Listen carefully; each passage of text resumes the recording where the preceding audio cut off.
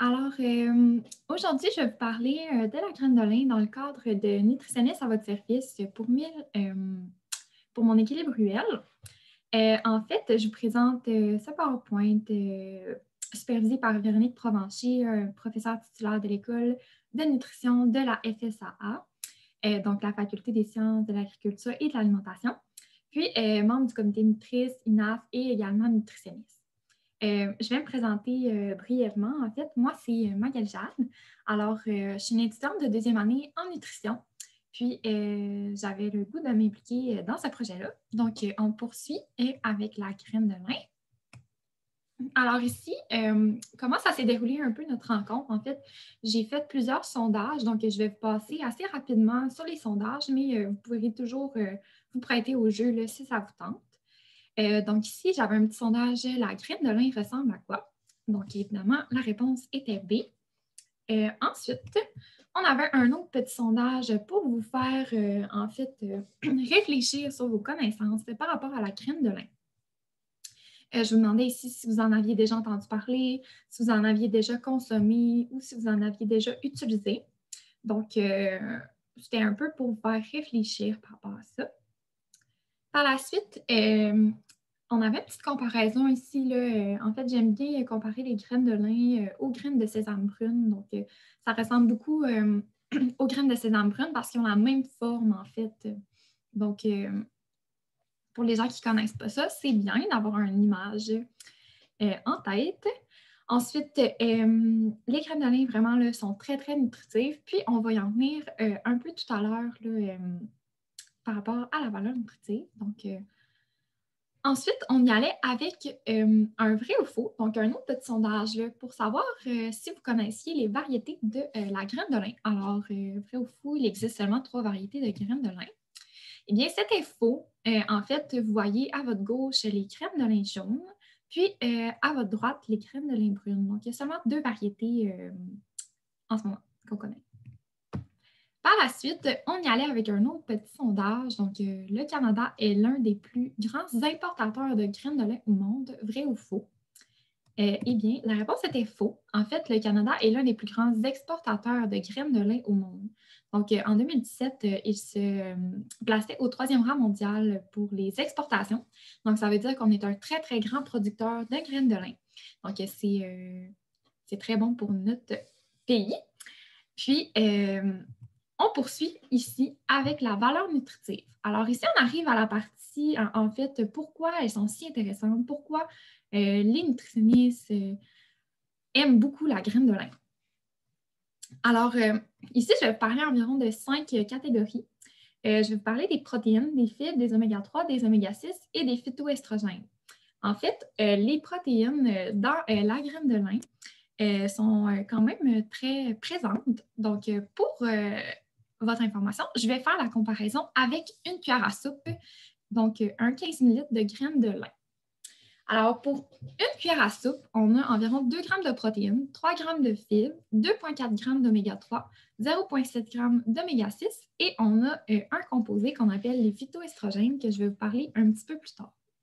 Donc, si on commence avec les protéines, en fait, 2 g de protéines pour une cuillère à soupe, donc un petit 15 ml, c'est très, très beaucoup. En fait, c'est beaucoup.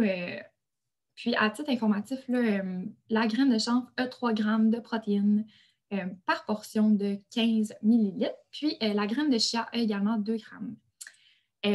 Si on poursuit avec les fibres, on a 3 g pour 15 ml. Puis, je voulais vous montrer un petit peu la valeur quotidienne. Donc, ici, on a 8 à 12 de valeur quotidienne. La valeur quotidienne, c'est quoi? En fait, c'est ce qui se retrouve notamment là, sur les étiquettes nutritionnelles là, quand on regarde un produit.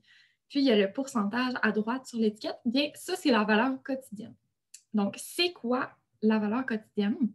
On va le faire l'exercice avec les fibres juste ici. Donc, pour une cuillère à soupe, on a 8 à 12 de valeur quotidienne en fibres. Alors, ce que ça veut dire, c'est que pour une cuillère à soupe, en fait, dans une cuillère à soupe de graines de lin, on a 8 à 12 de notre apport en fibres de la journée avec cette cuillère-là. Donc, je ne sais pas si c'est clair. Si jamais vous avez des petites questions, vous pourrez toujours les poser sous la vidéo. Puis peut-être que je vais pouvoir vous répondre. Ensuite, on va parler des oméga-3. Donc, on a 2,4 grammes dans une cuillère à soupe, ce qui est quand même relativement énorme quand on prend ça en termes de valeur quotidienne, ce qui équivaut à 150 de notre valeur quotidienne en oméga-3. Donc, c'est au-dessus de 100 ça veut dire qu'on comble nos besoins en oméga-3 avec une cuillère à soupe de graines de lin. Donc, par la suite, on a les oméga-6 qui représentent 4 mais quand même, on en a un petit peu. Puis, les phytoestrogènes qui sont en fait un composé dans les graines de lin qui auraient des effets bénéfiques sur la santé du cœur. Donc, si vous voulez en apprendre un peu plus, vous pouvez vous-même chercher par rapport aux phytoestrogènes si vous avez certains questionnements. Sinon, vous pouvez toujours poser des questions sous la vidéo, mais on ne s'attendra pas sur les phytoestrogènes. Ensuite, on continuait avec un petit sondage ici, là, donc comment on fait pour retirer le maximum de bénéfices nutritionnels de la graine de lin. En fait, il y avait 3 choix, donc A, moudre le grain, B, hydrater le grain, C, ne rien faire. Alors ici, on voit que la bonne réponse était A, et avec une petite image en plus là, de la graine de lin moulue. Alors, en fait, pourquoi on doit l'utiliser moulue plutôt qu'entière?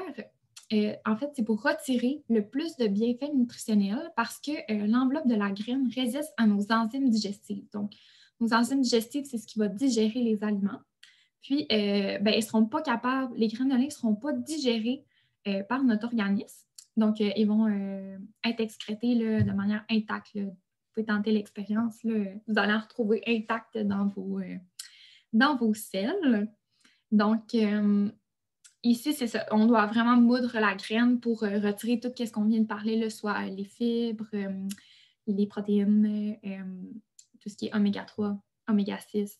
Donc, on doit moudre le grain. Également, un petit clin d'œil, là, en fait, souvent les graines de lin peuvent aussi être utilisées pour substituer les œufs. Là. En fait, quand on hydrate la graine de lin, ça forme un gel. Puis ce gel-là peut être utilisé là, pour remplacer les œufs, en fait, dans des préparations pour les personnes qui sont notamment allergiques aux œufs ou les personnes végétaliennes là, qui veulent quand même manger des produits qui sont faits avec des œufs. Alors, pour la conservation, on a, si on a les graines de lin entières, on peut les conserver 1 an à température pièce. Donc, on peut les conserver, là, je vais vous montrer un petit exemple. En fait, ici, je vous montre mon pot de graines de lin. Là, donc, dans un pot hermétique, on peut mettre les graines puis les conserver très, très longtemps. Puis ensuite, moulus, en fait, on doit absolument les conserver au congélateur ou au réfrigérateur pour prévenir, en fait, l'oxydation. Donc, je vous explique un peu c'est quoi l'oxydation. Dans la graine de lin, tout à l'heure, on a parlé qu'il y avait des oméga-3 et des oméga-6. Puis ça, c'est des lipides. Alors, les lipides sont très sujets, surtout les oméga-3 et les oméga-6 sont très sujets à oxydation. Donc, si on les laisse à température pièce moulue, sont plus à risque d'oxydation et donc perdent un peu de leur valeur nutritionnelle. Donc, c'est préférable de les conserver au congélateur et au réfrigérateur. C'est pour ça. Ensuite, on y allait avec un petit sondage ici. Vrai ou faux, la graine de lin est dispendieuse. Alors, la graine de lin, en fait, coûte environ 0,40 $ par 100 grammes.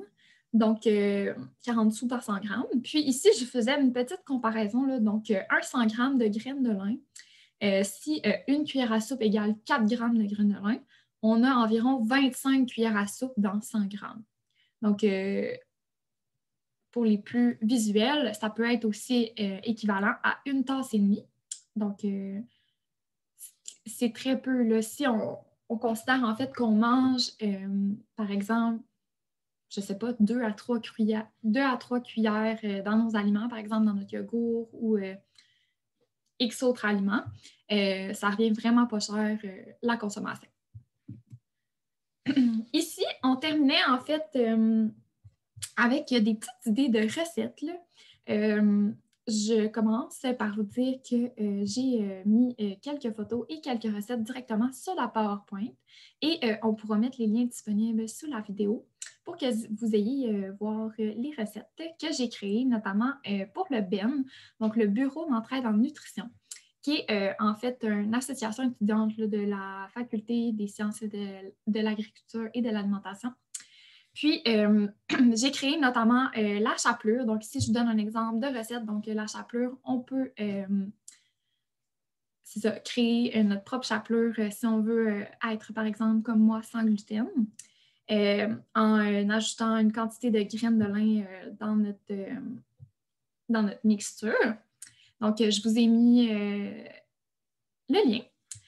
Ensuite, j'ai créé également des pois chiches grillés. Donc, ici, vous voyez la photo en haut. Notamment, quand on fait nos pois chiches grillés, on mélange les épices ensemble. Puis, c'est là qu'on peut ajouter notre graine de lin moulue pour enrober bien notre pois chiche, puis le mettre au four. Par la suite, on a également une recette de granola maison. Puis, on peut, notamment, je l'ai dit plusieurs fois durant la présentation, là, mais on peut l'acheter dans notre yogourt le matin là, avec des fruits, des congelés en conserve dans l'eau ou des fruits frais, notamment. Puis, quand on fait des pains aux bananes, des muffins, toutes sortes de recettes, on peut substituer une quantité de farine, donc un quart dans plusieurs recettes. Donc, par exemple, on enlève un quart de la farine, puis on met un quart de graines de lin moulu à la place. Puis, finalement, on peut se faire des pancakes ou des crêpes assez rapidement le matin là, avec des graines de lin sous notre main. Là. Je vous dis ça rapidement, on peut mettre de l'avoine, une banane, du lait, n'importe quel lait que vous voulez. Puis mettre des graines de lin, vous pouvez ajouter des fruits à l'intérieur, du chocolat, des petites pépites, n'importe quoi. Vous mélangez ça, faites votre pancake, ça prend 5 minutes. Donc, c'est juste des petites idées comme ça. Puis, vous pouvez tester ça à la maison. Alors, j'espère que la présentation vous a plu, puis que vous en avez appris un peu plus sur les graines de lin.